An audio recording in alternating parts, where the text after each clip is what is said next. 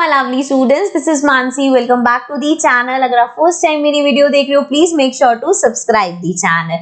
So now we are going to start with the third part of this chapter. Without wasting any time, let's quickly get to the video. Now coming to the next page, page number 92 हमारे पास है why these attacks. So now while we were all talking, Sridhar called us to see a big gun. Big gun is cannon. यहाँ पे देखो इस तरह से होते हैं, इसमें इतने मोटे मोटे बुलेट्स डाल के फायर किया जाता है. We ran up the steps. Now Shelja says this must have been the Sultan's big gun. जो कह रही है जरूर सुल्तान की बहुत बड़ी गन है. दीदी उनको एक्सप्लेन करती है. This was used by Aurangzeb. His full army came with their guns and cannons to attack, but they could not even enter the fort. For 8 months they camped outside the fort. अब वो बोल रही है कि this was used by Aurangzeb ने इसे use किया था. His full army came with their guns and cannons to attack. अब पूरी उनकी आर्मी आई थी अटैक करने के लिए, but they could not even enter the fort. लेकिन वो फोर्ट के अंदर भी एंटर नहीं कर पाए थे. And for long 8 months, imagine 8 महीने तक वो लोग फोर्ट के बाहर ही कैंप लगा के बैठे रहे थे. नाउ शेल्जा बोलती है why would the army come here all the way from Delhi. वो कहती है कि वो दिल्ली से आर्मी यहाँ पे क्यों आई थी. So दीदी एक्सप्लेन करती हैं.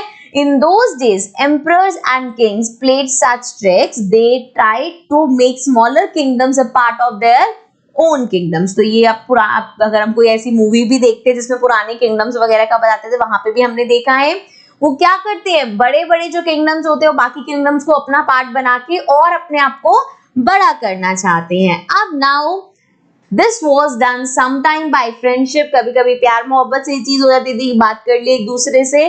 Sometime by flattering. Flattering means एक दूसरे को इम्प्रेस करके. और even by marriage between families. और कभी कभी मैरिजेस जैसे यहाँ के राजकुमार की वहां की राजकुमारी से शादी करा दी, तो दो कंबाइन हो गए दोनों किंगडम्स.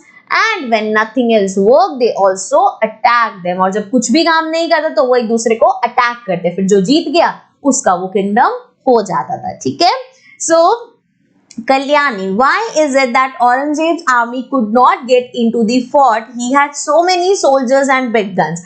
अब वो पूछते कि फिर जो औरंगजेब की आर्मी आई थी वो क्यों फोर्ट के अंदर एंटर नहीं कर पाई जब वो इतनी बड़ी बड़ी गन्स और इतनी बड़ी आर्मी लेके आए थे. तो now Shelja says, didn't you see these strong thick walls in the map? There is a long deep ditch along the wall. How could army enter? अब एक तो walls इतनी thick ऊपर से उन्होंने एक पिट बना रखा था कि कोई भी सिंपली वॉक करके एंटर ना कर पाए यहाँ पे. Shridhar, if the army tried to come from a different side, then the soldiers in the bastions would have seen it from a distance. No wonder it was difficult to attack the fort. और वो कह रहे हैं अगर वो किसी और side से आने का भी, हमने देखा था जब बेस्टन के बारे में पढ़ा था कि सोल्जर्स वहां बैठे रहते थे, उन्हें अच्छे से व्यू मिलता था, कोई भी ऐसे थ्रेट आता था तो उनको पता चल जाता था, तो वहां से वो उनको देख के अटैक कर सकते थे. And no wonder it was very difficult. भैया यहाँ पे फोर्ट पे अटैक करना बहुत डिफिकल्ट था. नेक्स्ट है कल्याणी बोलती है imagine the army is coming on horses and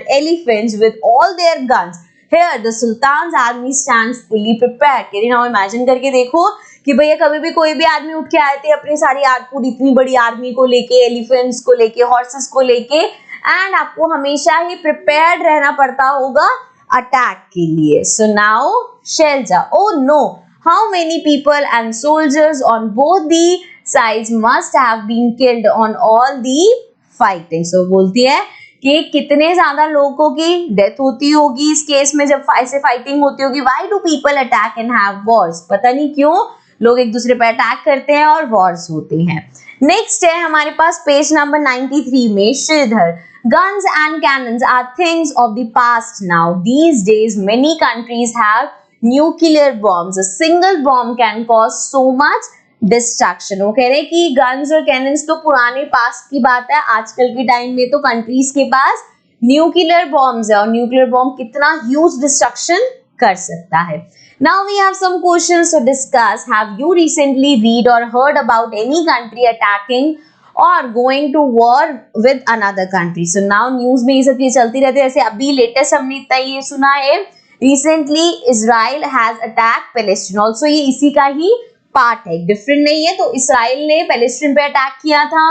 find out what was the reason for this war, और उनका रीजन क्या था? देयर वर पर्सनल इश्यूज, कोई भी उनके बीच की बात नहीं, दूसरी कंट्री पे जाके ऐसा नहीं था, अपने ही अंदर ये फाइट हुई थी, वॉर हुआ था और बहुत ह्यूज डिस्ट्रक्शन हुआ था इसमें भी। Now what kind of weapons were used in this war?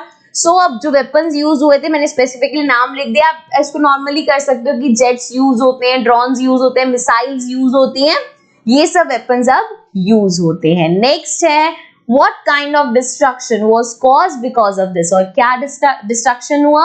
There was a huge loss of life and property, thousands of people were killed and numerous buildings were damaged। तो जब इस तरह का कोई वॉर होता है तो उसमें लाइफ और प्रॉपर्टी दोनों का ही लॉस होता है। लाइफ मीन्स लोग अपनी जान गवा देते हैं, प्रॉपर्टी मीन्स ऑफ कोर्स जगह पे जितनी भी चीजें हैं वो सब डिस्ट्रॉय होती हैं, बिल्डिंग्स वगैरह सब डैमेज हो जाती हैं। Now find out the big gun that Sridhar saw was made of bronze। अब ये जो बड़ी गन उसने देखी थी वो ब्रॉन्ज से बनी हुई है। Have you seen anything made of bronze? What? Also यहाँ पे है tribal people have been using bronze to make many things in thousands of years. One wonders how they took out copper and tin from the deep mines, melted these metals and turn them into beautiful things। अभी देखो, अगर कोई भी चीज copper की बनी होती है तो उसमें बहुत मेहनत लगती है। अभी जो ऊपर क्वेश्चन था, have you seen anything made of bronze? So yes, I have seen statues, medals, utensils, lamps are made of bronze। So घर में काफी चीजें देखी, मेडल्स तो ऑफ कोर्स होते ही हैं। नेक्स्ट है हमारे पास find out from your elders about some of the things made from bronze that were or are still used in your house। Then from its color try to identify which one of them is made from copper, which from brass and which from the bronze। तो यहाँ पे पहले तो with the help of my elders I could find the following things। देखो copper जो होता है that is reddish brown in color and I found utensils and statues of God। तो कॉपर क्या होता है बेसिकली इस तरह का, आपने देखा होगा कॉपर के अगर आपके घर में जग्स वगैरह होंगे, बॉटल का मैंने एग्जांपल लिया क्योंकि सबसे ज्यादा कॉमन है। तो इस तरह की जो बॉटल्स होती है they are made of copper and they are reddish brown. Okay, then brass जो होता है that is brass are of yellowish in colour. So ये थोड़े से येलो कलर के होते हैं। पुराने टाइम में तो बर्तन वगैरह होते थे वो इसी के ही होते थे, ठीक है ना। So and I found some utensils of brass. Then bronze are in shiny grey colour. वैसे तो इस तरह का यूजुअली आपको कंफ्यूजन हो सकती है कॉपर और ब्रॉन्ज में, बट इसका एक्चुअल वाला जो इसका वो होता है वो शाइनी इस तरह से ग्रे, पुरानी चीजों में आपने ही देखा होगा, in colour and I found medals and lamps. ठीक है, सो नेक्स्ट हमारे पास है एक ग्रीन बॉक्स, फटाफट से इसको पढ़ लेते हैं। When there was no telephone, now Didi asked us to wait at the king's palace। वहां पे उन्होंने हमें रुकने के लिए कहा। She herself went to Fateh Darwaza। A while later we heard Didi's voice, alert, I am Sultan Abdul Hassan, I am very fond of music and Kuchipudi dance। We all laughed, we were surprised how Didi's voice could be heard from so far। तो वो सोचते हैं कि वो इतनी दूर वहां जाके गई और वहां से उन्होंने ऐसे बोल रही थी वो, तो उनकी आवाज हम तक कैसे आ रही थी।